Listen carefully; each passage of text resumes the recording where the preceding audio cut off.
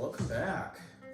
So it is a wonderful Friday here, and hopefully you guys get the chance to enjoy some of your Fridays as well. So I've got my Drake's Draconic here, and I'm going to meet with some friends online. So, I'll just start out today's lecture by just mentioning the importance of trying to stay connected with people and, take a break from chemistry and stuff, except I'm not taking a break from chemistry right now. Instead, we're going to talk about cell potential some more.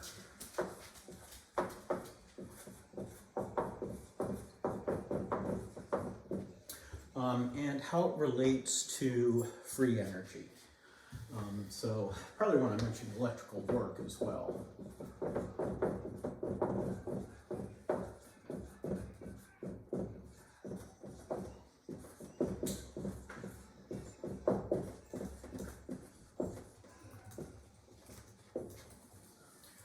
And of course, by free energy, I mean the Gibbs free energy. So not, energy for free, but rather energy that's available to do useful work with, the definition of free energy.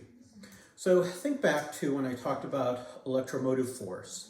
So we know that we have volts equals joules per coulomb. And we can say that 1 joule of work is required or produced when 1 coulomb of charge is moved across a potential of 1 volt. Now, if we look at this from a thermodynamic perspective and look at this from the point of view of the system,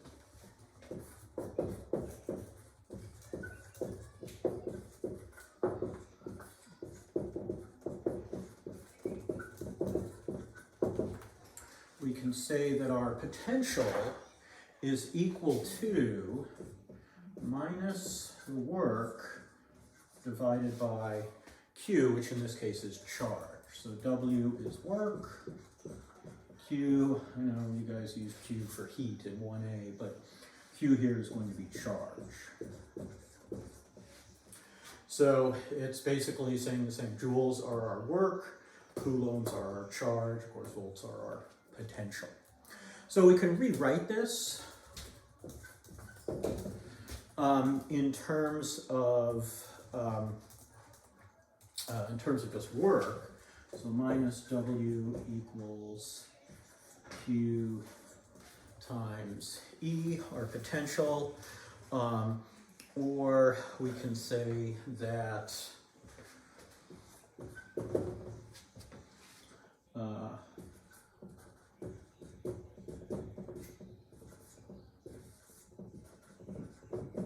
the maximum amount of work that we can get out is equal to minus the charge times the maximum potential. And so this is really a statement that goes along with actually both first and second law of thermodynamics. Well, really the first law of thermodynamics. The work we get out is equal to negative the charge times the potential. This is the maximum possible work we can get out. The second law of thermodynamics says that we can't even get that. So if you remember your laws of thermodynamics, first law says you can't win, you can't get more energy out of something than you put in. And the second law says you can't even break even. So there's always going to be some loss in real systems. All right, so you guys can go ahead and pause and jot this down. So far, this is kind of the background to get us where we're going to go. I will introduce a new unit, which is, or rather a new constant, the Faraday.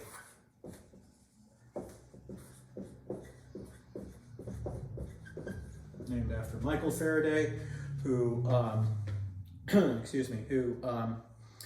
was one of the pioneering physicists who studied electromagnetism.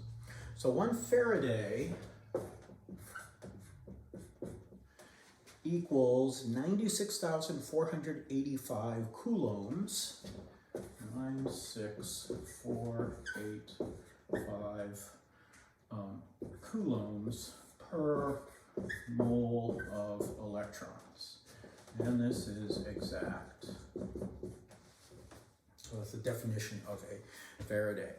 So we can say then that Q equals NF. So our charge Q is equal to our number of moles times the Faraday. So far so good? All right. So let's put this together with some other stuff that we know. Looking back into chapter 17, our maximum useful work is equal to delta G, our Gibbs free energy.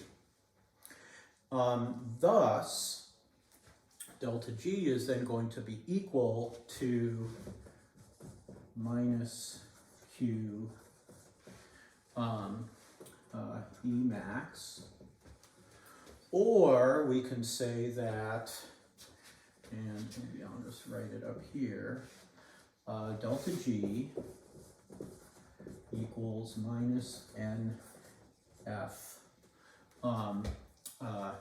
E, sorry, and you know, we assume that this potential is the maximum potential. Or we can say that delta G naught equals minus NF E naught. So our standard Gibbs free energy is equal to negative of the moles of species, or moles of electrons, times the Faraday times the standard potential. Okay, so this is a great way to relate free energy to potential. And it tells us some interesting things. For example, for a spontaneous process, delta G is negative. So if delta G is negative, then E naught has to be positive. So we could say here,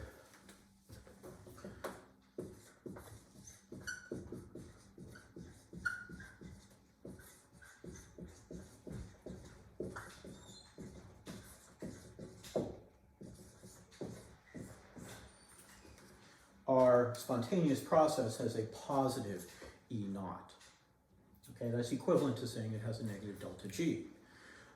It's also equivalent to saying that it has an equilibrium constant of greater than 1. So you can relate delta G to E as well as relating it to, or delta G naught, relate that to E naught, and relate that back to KEQ, our equilibrium constant. So we'll take a look at that probably in the next lecture video. In the meantime, you guys have a good weekend working on those exams and stuff. And until next time, we'll talk with you later. Happy Friday. Comes the rain star, your rubbers on your feet. Comes the snow star, you can get a little